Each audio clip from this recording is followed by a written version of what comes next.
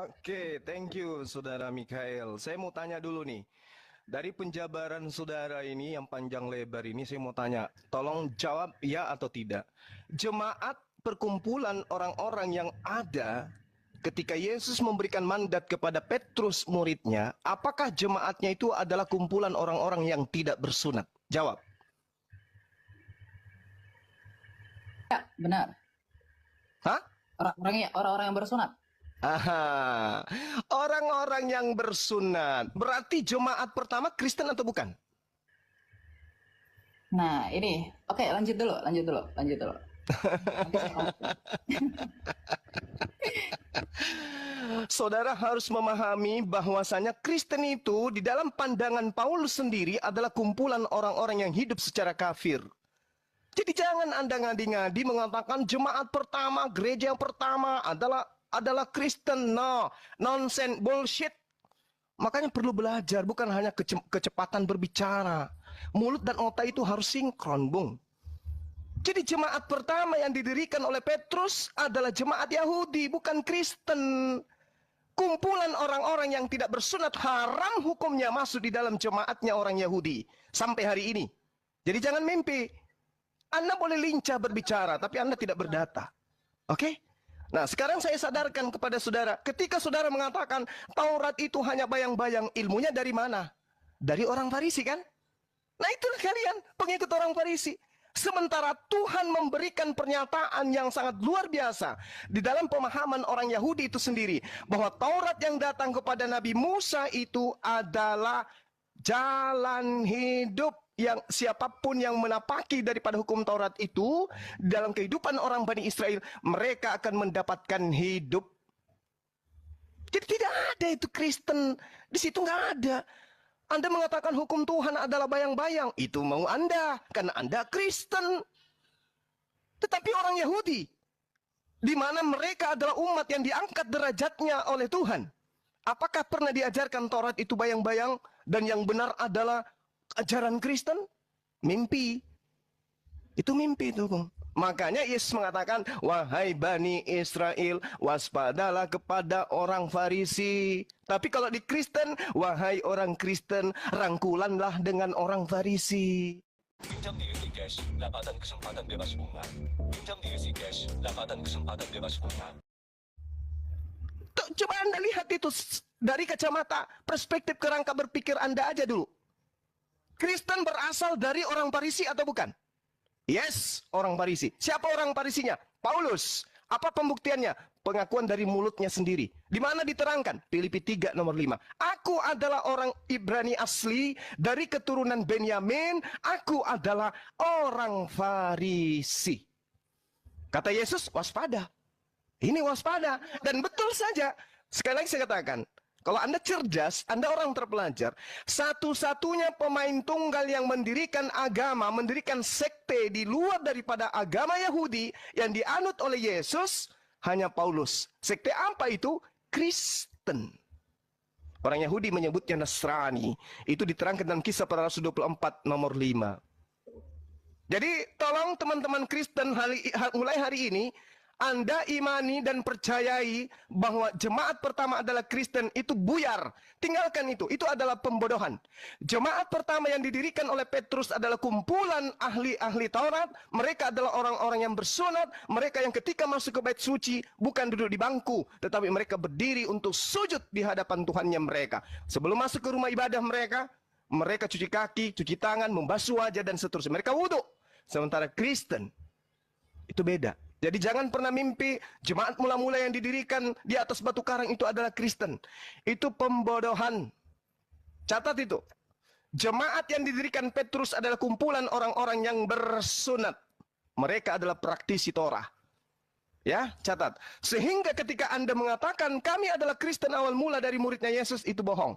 Paulus mendirikan sekte di Antioquia itu karena dia mengaku dia diutus sebagai rasul kepada orang-orang yang tidak bersunat.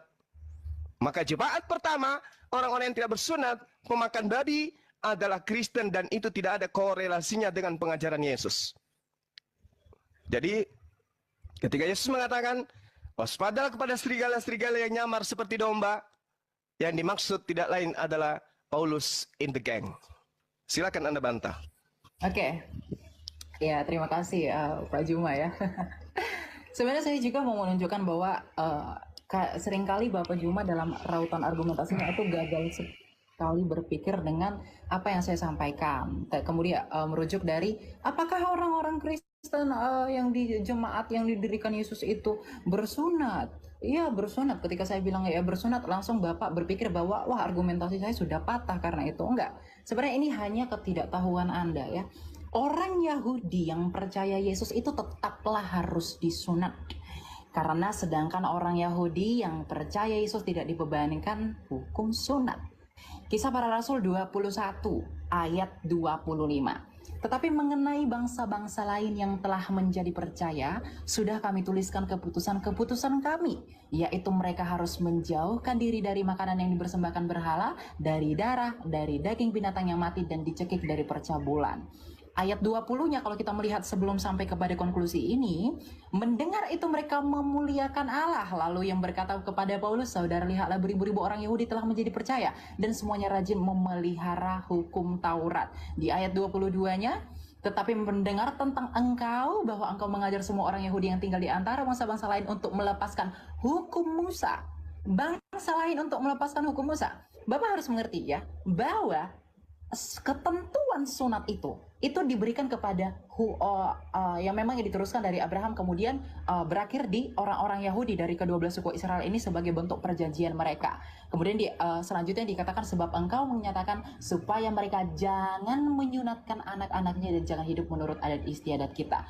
Jadi kita harus mengerti teman-teman bahwa hukum sunat ini adalah hukum yang only berlaku bagi orang-orang Yahudi. Tapi karena Yesus menyatakan pergilah jadikanlah semua bangsa muridku, baptislah mereka di dalam nama Bapa, Putra dan Roh Kudus. Artinya hukum Yahudi ini tak berlaku lagi bagi dunia ini. Itu berlaku bagi mereka aja. Bagi dunia ini tidak berlaku lagi hukum sunat karena mereka sudah disunatkan melalui kematian Kristus. Inilah relevansi yang saya katakan. Saya tetap konsisten dalam argumentasi saya. Saya tidak mau gagal berpikir ya. Nah, ketika Yesus menyatakan baptislah semua orang di dalam nama Bapa, Putra, Roh Kudus, kemudian juga Paulus. Jadi Paulus ini bukan bertentangan dengan Yesus. Ini harus yang diperhatikan ya teman-teman. Paulus ini menginjil bagi dunia. Karena di ayat 21 dikatakan bahwa di antara bangsa-bangsa lain dan Yahudi dan bangsa-bangsa lain yang melepaskan hukum Musa.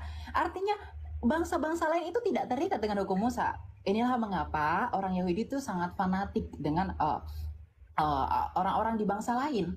Artinya memang hukum Israel yang sangat ketat ini, yang tadinya perlakuan hukum Taurat ini tidak berlaku lagi bagi bangsa lain. Makanya orang Kristen yang non-Yahudi itu tidak perlu disunatkan. Itu argumentasi yang pertama. Argumentasi yang kedua, mengapa orang-orang Yahudi atau pada masa ketika Yesus mendirikan jemaatnya yang adalah Petrus sang batu karang itu, mereka adalah orang-orang bersunat.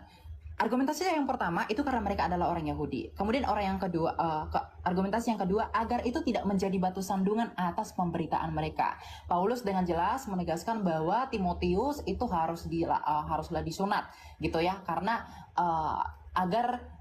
karena si Timotius ini ibunya seorang Yahudi teman-teman yang telah menjadi percaya gitu. Sedangkan ayahnya itu seorang Yunani ya, Yunani sehingga menurut hukum Yahudi Timotius itu termasuk orang Yahudi. Jadi karena keyahudian mereka itu diwajibkan untuk bersunat gitu. Jadi orang yang di luar Yahudi, non-Yahudi tetapi Injil juga diberikan kepada mereka. Karena Yesus menyatakan bahwa Injil itu harus diberitakan kepada seluruh dunia, ya maka itu tidak berlaku gitu. Karena karunia keselamatan ini diberikan bagi semua orang gitu. Jadi penafsirannya penafsirannya itu harus relevan, jangan dikait-kaitkan yang satu dengan yang lain dan hanya untuk mengukuhkan asumsi kita gitu. Itu prinsip hermeneutika Kristen itu jelas dalam hal ini gitu ya. Jadi sebenarnya tidak ada yang bertentangan gitu Pak Juma. Silakan. Baik. Ya. Saya ulangi dengan narasi Anda yang begitu panjang. Saya mau tanya kepada saudara, menurut Yesus Injil mana yang harus diberitakan kepada semua bangsa muridnya? Jawab. Apa yang mereka saksikan itu? Semua. Injil, bukan Injil Lukas, Injil Markus, Matius, Yohanes, Surat-surat Paulus? Injil itu bukan satu establishing karena belum ada kanonisasi. Oke, oke. Ya. Berarti dengan kata lain bukan kitab saudara. Dengan kata lain bukanlah kitab saudara yang Yesus perintahkan untuk diberitakan. Catat itu. Ya, karena memang itu belakangan dikanonkan. Ya, saya setuju. Oke, sip. Nah, Anda sudah akui, bagus. Nah, sekarang gini, ketika saudara mengatakan Taurat itu tidak berlaku untuk bangsa lain lagi, emang Taurat itu pernah berlaku untuk bangsa lain? Memang tidak pernah. Taurat itu untuk Bani Yakob. Jadi Yesus mati di atas tiang salib untuk membatalkan hukum Taurat untuk Kristen itu nggak nyambung. Yesus datang membatalkan hukum Taurat di atas tiang salib untuk Kristen tidak nyambung.